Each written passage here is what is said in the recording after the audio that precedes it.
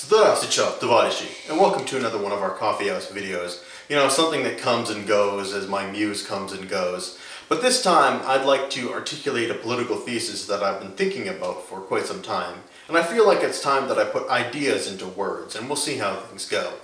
But what I want to talk about today is why I believe people on the left side of the political spectrum will always be more disunified than people on the right side of the political spectrum.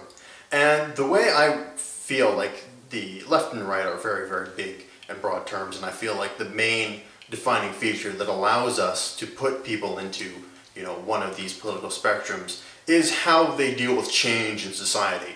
People on the left side of the political spectrum want to move society forward.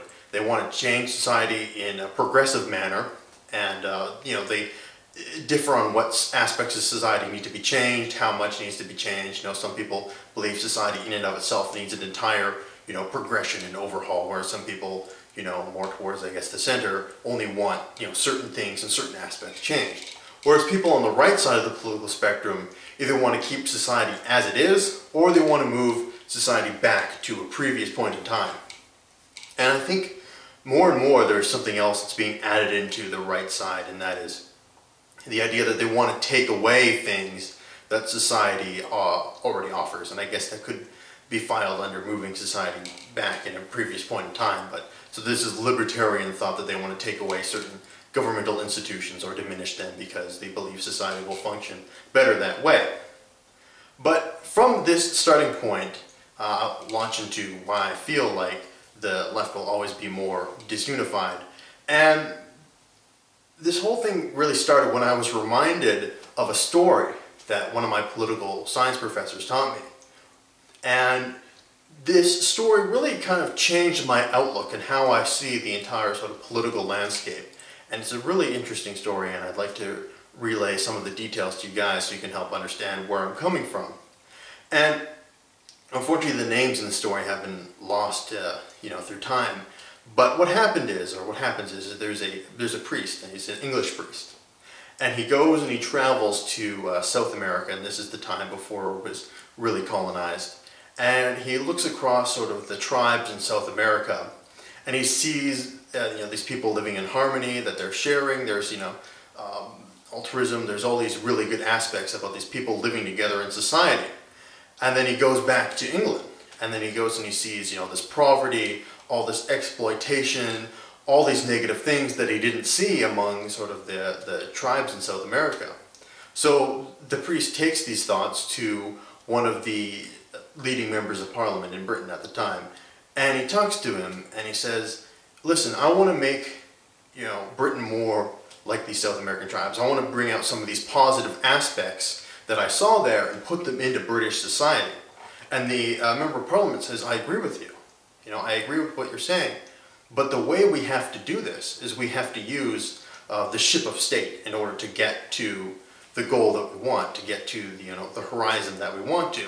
And the ship of state is sort of a metaphor for governmental institutions like, if you live here in Canada, Parliament or Congress or whatever, just, the system, quote unquote. That's what the ship of state represents in this story.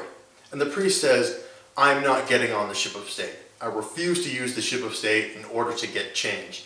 In order to get to this goal that we want to. I think the ship of state is corrupt, it's inefficient, it's going to completely destroy the goal that I want to achieve. I'm not going to get on it. I'm not going to use it to achieve that change. So then the argument then devolves rather from this sort of aspect of change that we want into how do we get the change itself. So if we take this story as more of a metaphor, we can prescribe people to which side or which person that they agree with. There'll be people who agree with the member of parliament and say, yes, I want this change, but I'm going to use the ship of state to get there because it's already got these mechanisms for change in place and we can use them and so on and so forth.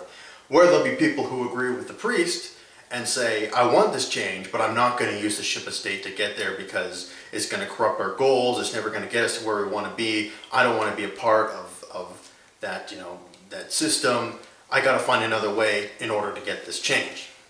And if we bring this back to our political spectrum, we can see that only people on the political left are going to have this type of argument.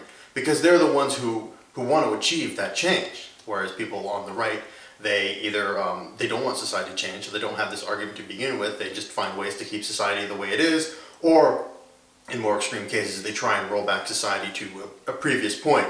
And even then, that's easier because these points in society have already existed. They're not necessarily unknowns, so how they get there is much less of a complicated question.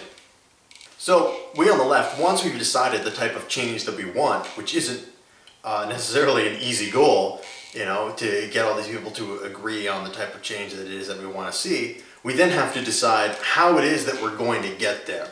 Whether or not we're going to use the ship of state, or whether or not we're going to try and find an alternate way to do that. And more I see people are abandoning sort of the idea that you can use the ship of state in order to achieve change, and we're trying to find alternate methods.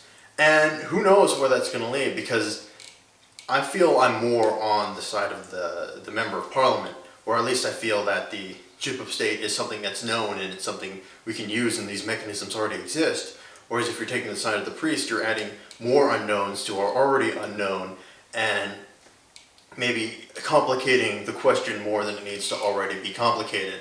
But it's an important debate that we on this sort of left side of the political spectrum need to have. And it's not an easy debate to have, and it's the debate we're always going to have. And how we solve that is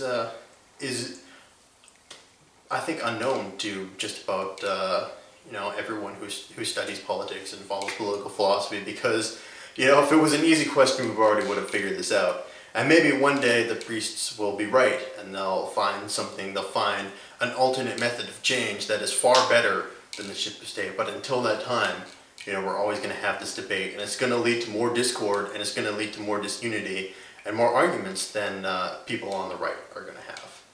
Anyway, I hope you guys enjoyed this video. I've come to sort of the end of my thesis, and until next time, you guys take care.